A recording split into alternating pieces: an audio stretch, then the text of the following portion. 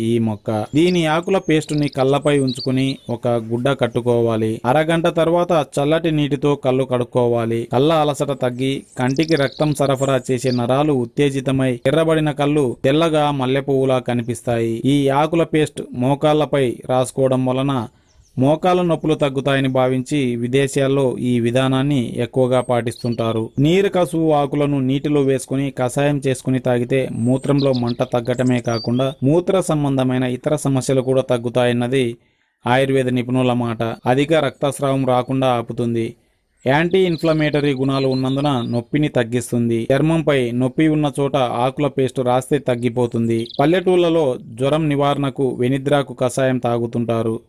ఈ ఆకులతో పాటు కొంచెం జీలకర్ర 2 మిరియాలు వేసి బాగా మరిగించి కషాయం చేసుకుని తాగుతూ జ్వరం నుండి ఉపశమనం పొందుతుంటారు. ఈ ఆకులో లాక్టేజ్ గుణాలు ఎక్కువ.